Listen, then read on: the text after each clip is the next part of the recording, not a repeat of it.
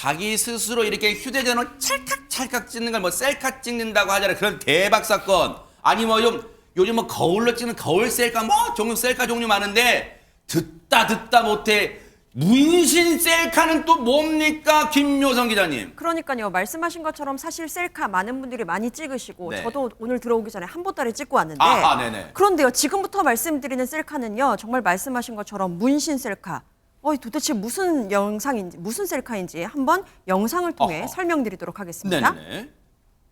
네, 새벽 시간입니다. 식사를 하러 온 새 남성 보이시죠? 그런데요. 웃옷을 이렇게 갑자기 벗습니다. 어머. 한 명이 벗으니까 너도 나도 같이 탈의를 하기 시작하는데요. 어머.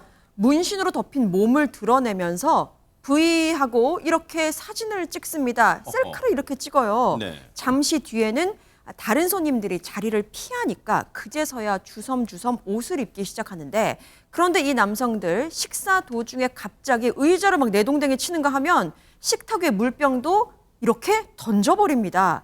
여기서 끝이 아닙니다. 나가서도 식당 앞에 있는 입간판을 발로 차고 행패를 부리는데요. 대체 무슨 억하심정에 이러는 걸까요? 저 인간들 손님 맞아요? 식당에 손님으로 온 인간들 맞습니까? 최재범 교수님. 원래는 그렇게 왔어요. 지난 1월에 있었던 얘기인데 충북 음성군에 있는 한 식당인데 새벽쯤 시간에 손님 3사람이 들어온 거예요. 네. 저 사람들이 손님으로 왔는데 문제는 뭐냐면 이 사람이 술을 먹더니 갑자기 지금 말씀하신 욕설을 하기 시작해요. 어허. 그리고 욕설을 하더니 웃옷을 벗어요. 그리고 셀카를 찍고 바닥에 침을 뱉고 물병을 집어 던지고 의자와 간판을 부시기도 했다는 거예요. 그러다 보니까 옆에 있는 다른 분도 식사를 하고 있었을 거 아니에요. 이분들이 너무 공포감이 들지 않습니까? 그래서 이분들이 다 나가게 되고요.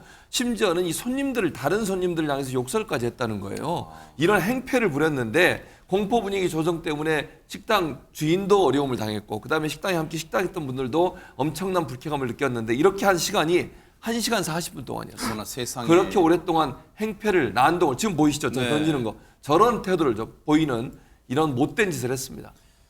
2시간 가까이 남의 영업장 식당에서 버젓이 영업 방해해놓고 나가면서 그 가게 입간판도 걷어차요. 그러고 그냥 떠나버린 거예요. 저 인간들은. 안진용 기자님. 네, 맞습니다. 피의자들이 현장을 빠져나간 후에 경찰 신고가 접수가 됐습니다. 어허. 아무래도 가게에 있을 때 신고하는 것은 보복 등을 두려워했던 것으로 보이는데 세상에. 피의자들이 떠난 뒤였기 때문에 곧바로 신원을 특정할 수는 없었습니다. 하지만 경찰은 CCTV 분석과 탐문 수사를 2달 가까이 펼쳐서 이들의 신분을 특정할 수 아하. 있었습니다. 그 후 전원 검거에 성공했는데 네네. 이들은 모두 20대입니다. 영상 속 한 남성은 25살로 청주 지역 조직폭력배, 이른바 MG 조폭이었고 나머지 2명은 이 남성의 일반인 지인으로 확인이 됐습니다.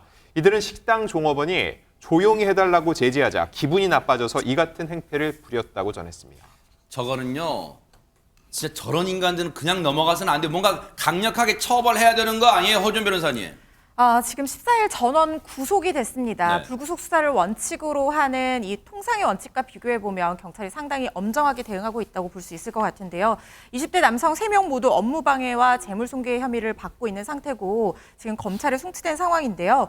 지금 다수의 젊은 조폭들이 저렇게 공공장소에서 네. 불특정 다수와 평범한 시민들에게 몸에 있는 어떤 그런 문신들 이런 것들을 보여주면서 위력을 행사하고 겁박하고 이런 유형의 문제가 사회적으로 굉장히 대두가 되고 있어서 이 지금 국민적인 어떤 불안을 야기하고 있다고 봐서 수사기관 쪽에서도 굉장히 주시를 하고 있습니다.